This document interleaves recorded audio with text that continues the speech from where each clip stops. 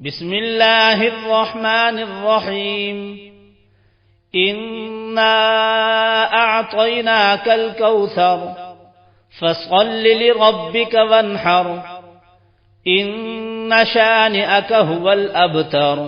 شروع کرتا ہوں اللہ کے نام سے جو بے انتہا مہربان اور رحم فرمانے والا ہے۔ ہم نے تمہیں کوثر عطا کر دیا، بس تم اپنے رب ہی کے لیے نماز پڑھو اور قربانی کرو، تمہارا دشمن ہی جڑ کٹا ہے۔ سورۃ الکوثر، اس پس منظر میں محمد الرسول اللہ کا ظہور ہو رہا ہے۔ یہ تین صورتیں جو ہیں اس نے پس منظر رکھا، ایک نے تاریخی، ایک نے ان کا معاشی اور اقتصادی، ایک نے ان کی اخلاقی اور مذہبی حیثیت۔ سورۃ الفیل وہ تاریخی واقعہ جو ہے، ظاہر بات ہے بہت بڑا واقعہ، اس کا بڑا چرچا ہوا ہوگا حضور کی بعثت کے ساتھ متعلق، لیکن دوسری طرف بیت اللہ اور اس کی وجہ سے قریش کو اس کے متولی ہونے کی وجہ سے جو امن حاصل تھا اور جو انہیں اللہ کی طرف سے روزی پہنچ رہی تھی، تیسرے ان کی اخلاقی پستی جس حد کو پہنچ گئی تھی، اس میں جب ظہور ہو رہا ہے محمد الرسول اللہ کی نبوت کا، یہ سورۃ الکوثر۔ بسم اللہ الرحمن الرحیم انا اعطیناک الکوثر فصل لربک وانحر ان شانئک هو الابتر۔ اے نبی، ہم نے آپ کو خیر کثیر عطا کیا۔ اس خیر کثیر میں یوں تو یہ کہ حوض کوثر وہ بھی اسی میں شامل ہے، لیکن یہ کہ اس پر آپ کو 25-30 قول مل جائیں گے۔ قرآن سب سے بڑا خیر کثیر ہے، بہت بڑا خیر کثیر۔ حکمت، ومن یؤت الحکمت فقد اوتی خیرا کثیرا، جس کو حکمت اور دانائی دے دی گئی اس کو تو خیر کثیر دے دیا گیا۔ تو ہم نے آپ کو وہ سب کچھ عطا کر دیا ہے اور محتاط کے ساتھ عطا کر دیا ہے، جو انسان کی انسانیت کے لیے، اس کے لیے یوں سمجھیے کہ ترہ امتیاز بن سکتا ہے۔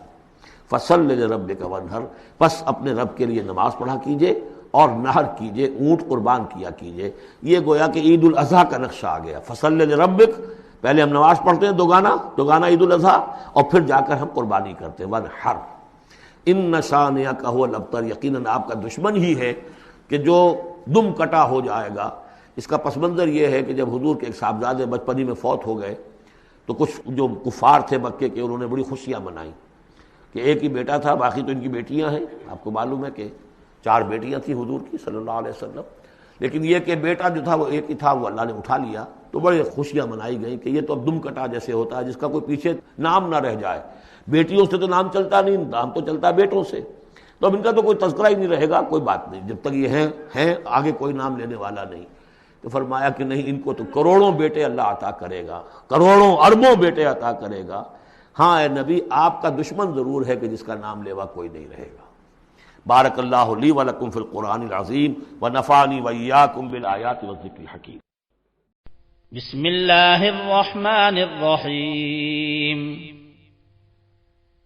قل یا ایہا الکافرون لا اعبد ما تعبدون ولا انتم عابدون ما اعبد ولا انا عابد ما عبدتم ولا انتم عابدون ما اعبد لکم دینکم ولی دین۔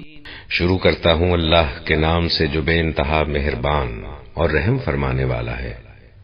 کہہ دو کہ اے کافرو، میں ان کی عبادت نہیں کرتا جن کی عبادت تم کرتے ہو، نہ تم اس کی عبادت کرنے والے ہو جس کی عبادت میں کرتا ہوں، اور نہ میں ان کی عبادت کرنے والا ہوں جن کی عبادت تم نے کی ہے، اور نہ تم اس کی عبادت کرنے والے ہو جس کی عبادت میں کرتا ہوں۔ تمہارے لیے تمہارا دین ہے اور میرے لیے میرا دین۔ یہ جو ہے سورۃ الکافرون، یہ گویا کہ ایک اعلان ہوتا ہے آخری کسی نبی کی طرف سے کہ جب کہ وہ اپنی دعوت پیش کر چکا ہو، اتمام حجت کر چکا ہو، ہر طرح سے بات واضح ہو چکی ہو اور قوم اس کی نہ مان رہی ہو، تو پھر وہ اعلان برات کرتا ہے، اب میرا تم سے کوئی تعلق نہیں۔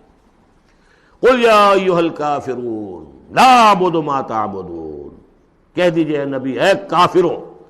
یہ انداز کبھی بھی داعیانہ نہیں ہوتا، داعی کا انداز ہوتا ہے یا ایھا الناس، اے لوگوں، اے خدا کے بندو، یا ایھا الکافر، یہ ہے گویا کہ اعلان برات اس وقت جب کہ اب وہ سیپریشن ہو رہی ہے۔ آپ دیکھیں گے لکم دینکم ولی دین، ٹھیک ہے، تم نے جو تھا اپنے لیے چن لیا، اب تمہیں مبارک ہو، میرا دین وہ ہے جس پر میں قائم ہوں۔ تو گویا کہ اب تمہارے درمیان ڈائلاگ بھی ختم ہے۔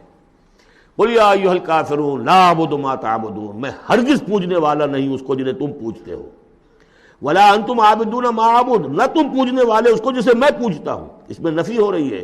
وہ کہتے تھے ہم تو اللہ کو بھی پوجتے ہیں، ہاں اس کے ساتھ کچھ اور چیزوں کو بھی پوجتے ہیں، لیکن اللہ کا پوجنا اگر کسی شرک کے ساتھ ہے تو وہ نفی ہے اس کی بالکل۔ ولا انتم عابدون ما اعبد، کوئی تمہارا اپنا تصور کا اللہ ہوگا کوئی خدا جو تم نے بنا رکھا جسے پوج رہے ہو، میں جسے پوج رہا ہوں اسے تم نہیں پوج رہے۔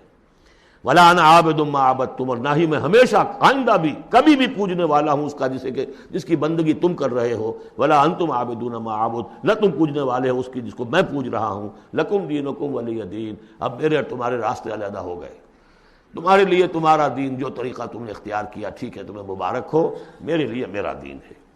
بارک اللہ لی ولکم فی القرآن العظیم ونفعنی وإیاکم بالآیات والذکر الحکیم۔